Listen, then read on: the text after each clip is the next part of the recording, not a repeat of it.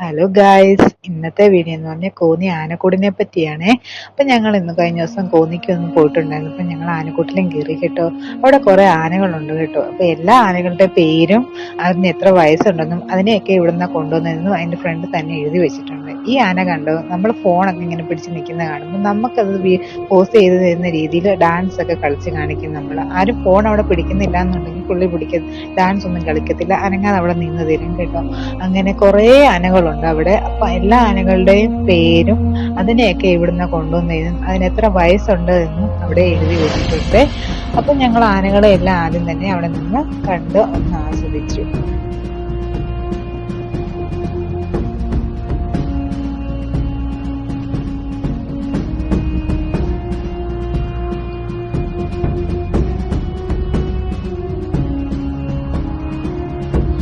ഞായറാഴ്ചയായിരുന്നു ഞങ്ങൾ പോയത്. അന്ന് തന്നെ ഞായറാഴ്ച നല്ല തിരക്കും ഉണ്ടായിരുന്നു. അതുപോലെ ആൾക്കാരൊക്കെ ആനയെ കാണാനായിട്ട് കുറേ സ്ഥലങ്ങളിൽ നിന്ന് ആൾക്കാരൊക്കെ വന്നിട്ടുണ്ടായിരുന്നത്. ഞങ്ങൾ ആനയുടെ ഹിസ്റ്ററികളെല്ലാം അവിടെ എഴുതി വെച്ചിട്ടുണ്ട്. ഏത് വർഷമാണ് എപ്പോഴാണ് കൊണ്ടുവന്നതൊക്കെ. 1942 ഈ ആനക്കൂടുകൾ സ്ഥാപിച്ചത്. അത് കഴിഞ്ഞ് ഞങ്ങൾ പിന്നീട് പോയത് 3D ചിത്രം കാണാനാണ്. അവിടെ 3D തിയേറ്റർ എന്നും പറഞ്ഞ് എഴുതി വെച്ചിട്ടുണ്ട്. അപ്പോൾ ഞങ്ങൾ അങ്ങോട്ട് പോകുന്ന വഴിക്കാണ് എനിക്ക് ഏറ്റവും അവിടെ ഇഷ്ടപ്പെട്ടത്. അവിടെ നമുക്ക് വിശ്രമിക്കാനായിട്ട് അവർ അവിടെ ഒരു കൂടാരം പോലെ ചെടികൾ കൊണ്ട് നിർമ്മിച്ചിട്ടുണ്ട്. ആ ചെടി പടർന്ന് അവിടെ എല്ലാം കുളിച്ച് പൂവൊക്കെ തോന്നിക്കിടക്കുന്നതിന് അവിടെയാണ് എനിക്ക് ഏറ്റവും ഇഷ്ടപ്പെട്ടത്. പിന്നെ നമുക്ക് അവിടെ നിന്ന് ഫോട്ടോ എടുക്കാൻ വേണ്ടിയിട്ട് അതുപോലെ ഒരു ചിത്രം അവിടെ വരച്ചിട്ടുണ്ട്. നമുക്ക് ഏത് രീതിയിൽ ഫോട്ടോ എടുക്കും. അങ്ങനെ ഞങ്ങൾ കുറേ ഫോട്ടോയൊക്കെ എടുത്തു. പിന്നെ നമുക്ക് അവിടെ ചെന്നാൽ മൊത്തം ഒരു ആനമയമുണ്ട്. അവിടെ ചുമരുകളിലാണെങ്കിലും ആനയെ കൊണ്ടാണ് വരച്ച് വെച്ചിട്ടുള്ളത്. പിന്നെ അവിടെ ചെടികളൊക്കെ കട്ട് ചെയ്ത് വെച്ചിട്ടുണ്ട്. അതെല്ലാം ആനകളുടെ ആന ഷേപ്പിലും പിന്നെ ഇക്കോ ടൂറിസത്തിന് എന്നൊക്കെ എഴുതി വെച്ച് നമ്മൾ 27 അവിടെ എന്തുണ്ടെങ്കിലും ആനയുടെ ഷേപ്പിലാണ് അവരോട് ചെയ്തു വെച്ചിട്ടുണ്ട്. അങ്ങനെ ഞങ്ങൾ അതെല്ലാം കണ്ട് 3D ചിത്രം കാണാനായിട്ട് അങ്ങോട്ട് പോയി. അവിടെ ചെന്ന് ഞങ്ങൾ ടിക്കറ്റ് എടുത്ത് അതിൻ്റെ കയറിയിരുന്നു. അവിടെ ഞങ്ങൾ കുറേ സെൽഫിയും കാര്യങ്ങളും എടുത്തെങ്കിലും നമുക്ക് ആ 3D ചിത്രം വീഡിയോ ചെയ്യാനായിട്ട് അവിടെ അനുമതിയില്ല. അവിടെ അത് ചെയ്യാൻ അവർ സമ്മതിക്കത്തില്ല.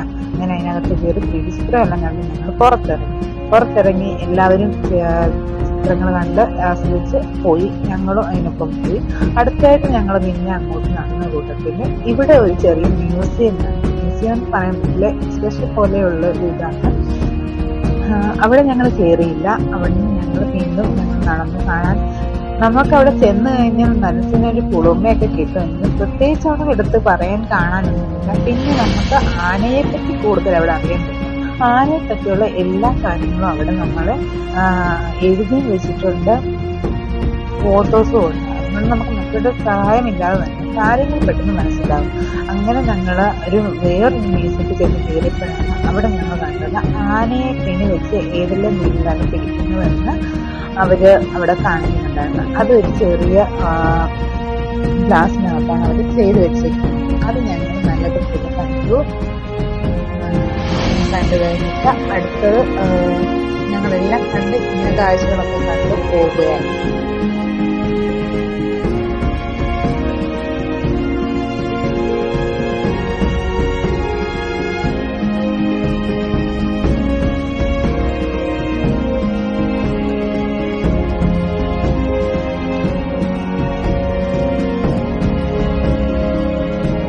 ഇതിനകത്ത് ഒരു ആനയുടെ അസ്ഥി കൂടെ ഇരിപ്പുണ്ട്. തലയൂട്ടി എല്ലാം ഉണ്ട്. പിന്നെ ആനയെ കെണി വെച്ച് പിടിക്കുന്നത് ആനയ്ക്ക് വേണ്ടി ഉപയോഗിക്കുന്ന സാധനങ്ങളെല്ലാം ഇതൊരു വിഷം പോലെ അവർ ഗ്ലാസ്സിൽ വിട്ട് വെച്ചിട്ടുണ്ട്. അതിൻ്റെ എല്ലാം പേരും എഴുതിയിട്ടുണ്ട്. അത് വെച്ച് നമുക്ക് മനസ്സിലാക്കാൻ പറ്റും. ഇത് കണ്ടപ്പോൾ എനിക്ക് അർത്ഥം തോന്നുന്നത് ആനയുടെ കാൽമുട്ടിൻ്റെ ചീരട്ടയാണ്. അത് ഇതാണ് ചിന്ത. അതവിടെ വെച്ചിട്ടുണ്ട്. പിന്നെ ആനയുടെ തലയൂട്ടി പഞ്ഞൊക്കെ ഉണ്ട്. എല്ലാ സാധനങ്ങളും അവർ ഗ്ലാസ്സിൽ വെച്ചിട്ടുണ്ട്. അതിൻ്റെ പേര് എഴുതി വെച്ചിട്ടുണ്ട്.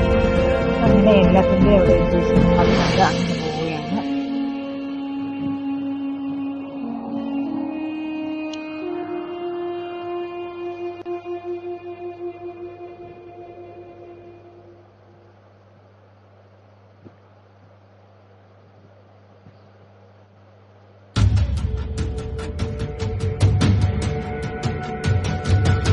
പിന്നീട് നമ്മൾ കണ്ടത് ആനയെ കൊണ്ടുപോകുന്നത്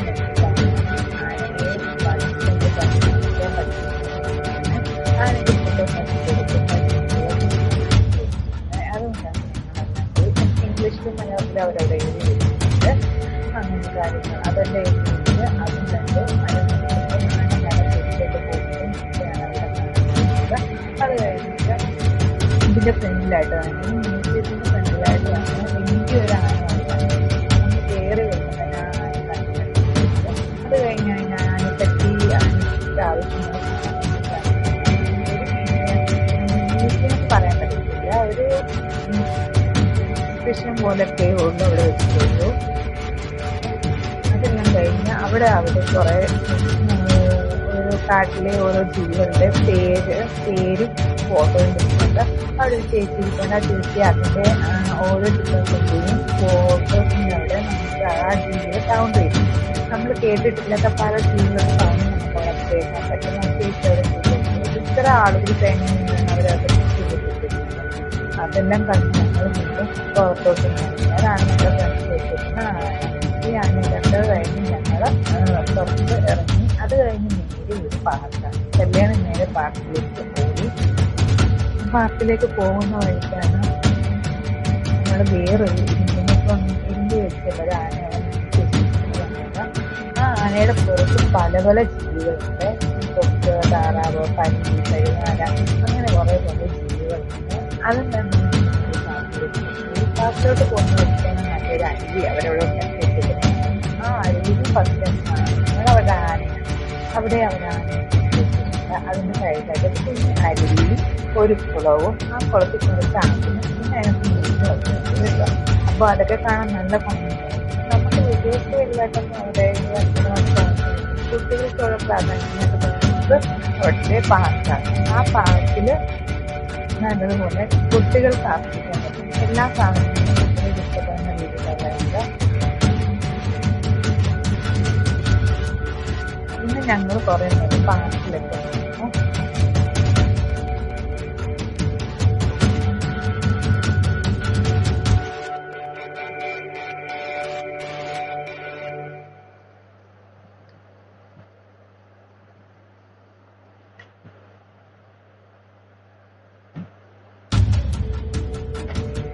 ഇതിന്റെ ഭാഗമായിട്ട് തന്നെ വേറെയും അവിടെ കൊട്ടകഞ്ചിയുണ്ട്. അവിടെ തന്നെ അരമണിക്കൂറിൻ്റെ ഉണ്ട്, 2 മണിക്കൂറിൻ്റെ ഉണ്ട്. ചില ചെടികളൊക്കെ തട്ടിയത് ആന ചെയ്താണെന്ന് പറഞ്ഞു. അതിൻ്റെ കുറച്ച് അപ്പുറത്ത് കൊണ്ട് ഇക്കോട്ട് കൊടുക്കുമെന്നും ഇതുപോലെ തന്നെ ചെടി വെച്ചിട്ടുണ്ട്. അപ്പോൾ ഇത്രയുള്ള ആന കാഴ്ച ആനകളെ പറ്റിയുള്ള കാഴ്ച യാത്രകൾ അവസാനിപ്പിച്ച് പോവുകയാണ്. എല്ലാവർക്കും ഞങ്ങളുടെ വീഡിയോ ഇഷ്ടപ്പെടുകയാണെങ്കിൽ സപ്പോർട്ട് തരുന്നു. വീഡിയോ കാണാൻ വ്യൂവേഴ്സ് സപ്പോർട്ട് സബ്സ്ക്രൈബ് ചെയ്യാനാണ് കുറവാണ്. അപ്പോൾ അതുകൊണ്ട് ചെയ്ത് എല്ലാവരും നമ്മുടെ വീഡിയോ സപ്പോർട്ട് ചെയ്യുന്നു.